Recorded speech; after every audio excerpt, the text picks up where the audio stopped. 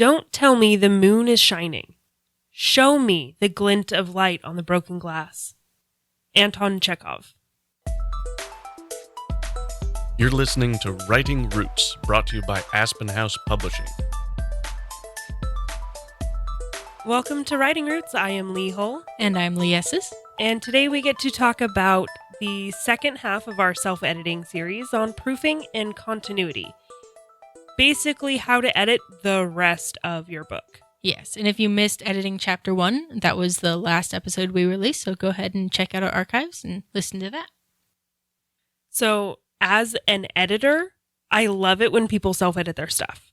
I don't want to get the rough draft, basically, of someone's book, because there's usually a ton of stuff that needs to get fixed. So what we're going to be talking about today is how you should be going about self-editing. What kind of things you should be identifying and look for in your own writing.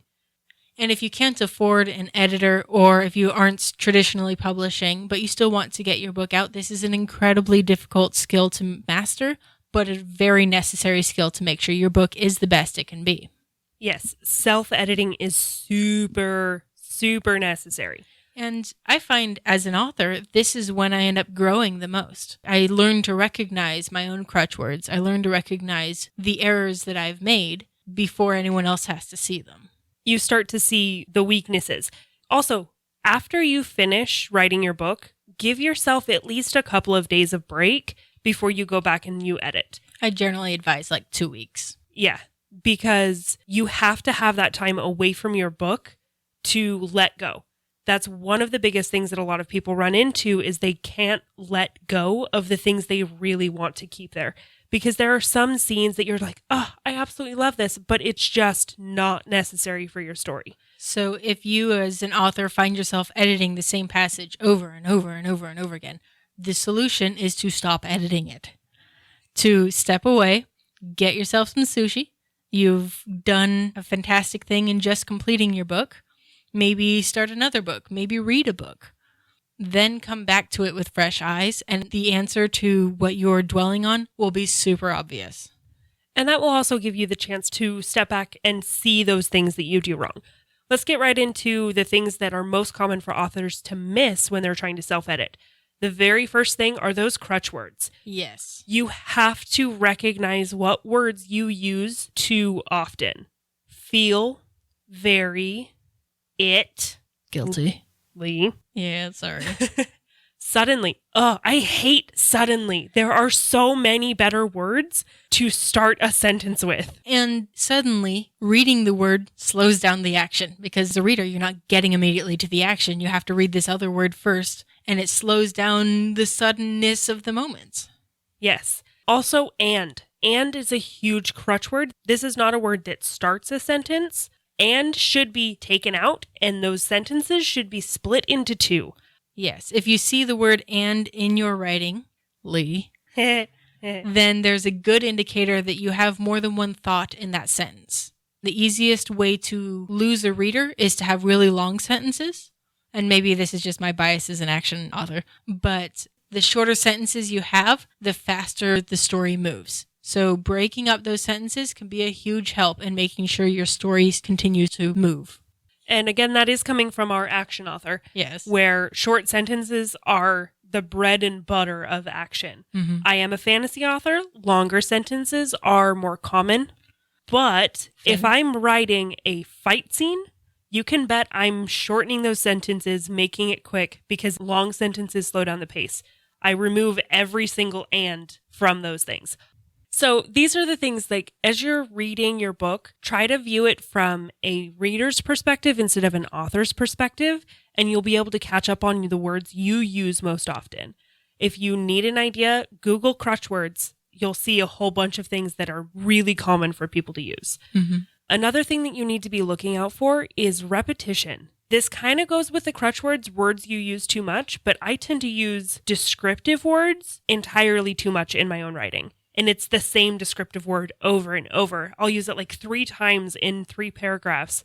And I had an editor look at that and they're like, yeah, you've already used this word. You've already used this word too. And this one again. And one of the things is this is a tool you need to understand and use accordingly. So if you use banana in a certain way in the book, you've established with your reader, this is how to think when there's a banana on the scene. And so if you end up using a banana another way, they're going to draw connections, even if you don't want to. So maybe make it an apple next time. Watch for that repetition. Yes. Not only with words, but with information. You don't have to tell your readers the same thing over and over and over and over again. Twice is probably enough and they'll pick up on it. If it's an important detail, then we'll go to the rule of 3, where you make sure you include it 3 times throughout the whole book. That's when you're making it a theme of the book, not just this is information you need to know. Yeah. The best way, at least in my experience, to convey information is to do it at the time they need the information. And if necessary, just before that scene. So it's fresh on their minds. They don't have to commit everything they've read to memory. They can just enjoy the story. If it's not information that they need right there and you've already said it or you know you're going to say it again, take it out. It's unnecessary repetition. One of my biggest campaigns in writing is I am pro adverb. The rest of the world doesn't seem to be. I see the look on your face. So to clarify, an adverb is a word you put in front of a verb to change it. So she ran quickly. In that case, quickly was superfluous because ran already kind of implied speed. And in that case, if you want to represent that she's running quickly, she sprinted. Yes. There's often a better word for what you're actually looking for. So when you're writing your story, yes, throw in as many adverbs as you want. But that's something to be aware of when self-editing your story. More often than not, when I see them used incorrectly, it's because you're telling the reader how to feel about something. You should feel sad at this moment, instead of showing them how they should feel.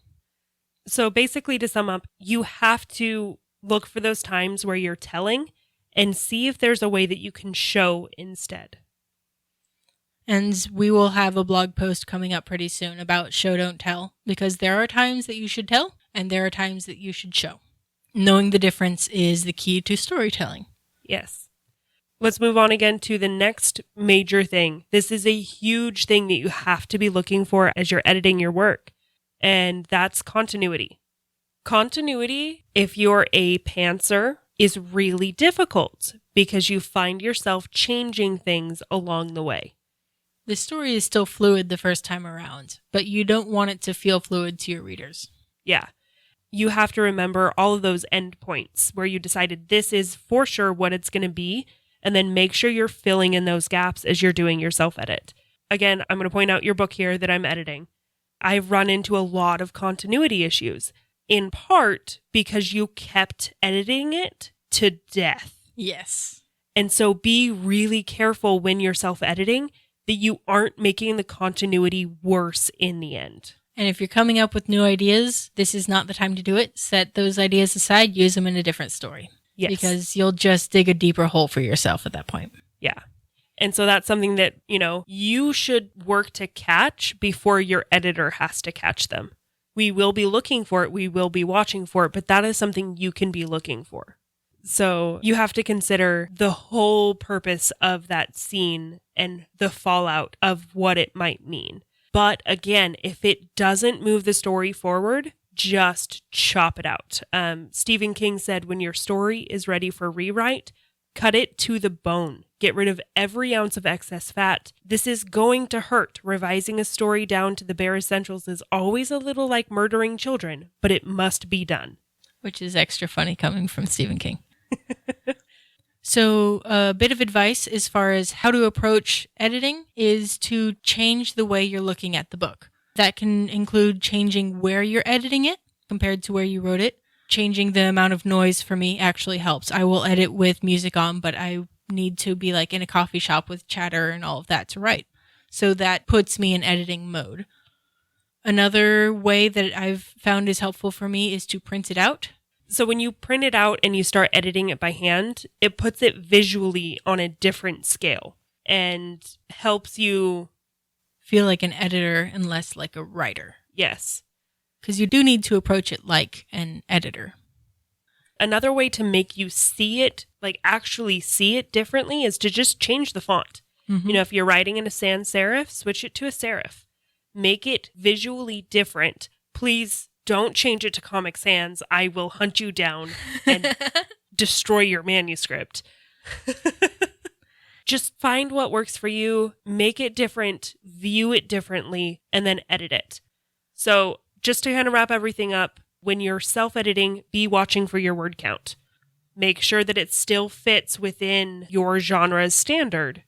You don't want to go too short, you don't want to cut out too much, and you don't want to add too much and make it go too long. And I would say, at least for me, this is the first time I actually even pay attention to word count. But when I'm first telling this story, I don't keep track of words. I just sort of tell the story. And then during this phase, I go back and go, okay, the rhythm of the story structure is a little weird here. Let's change it.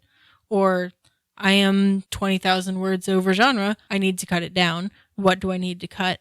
This is the moment when I'm starting to address word count issues. Yeah. So as you're doing this, remember, you don't have to self-edit just one time. You can do it a couple of times. Just be careful that you're maintaining the continuity of your whole story. Coming up in our next episode, I will be talking about when you send that off to someone else to get edited. I highly recommend it, and I'll talk more about why next time. But until then, write selfishly. If you have a question or comment for our hosts or a topic you'd like us to cover, send us an email at writingroots@aspenhousepublishing.com or find us on Facebook by searching for Aspen House Publishing.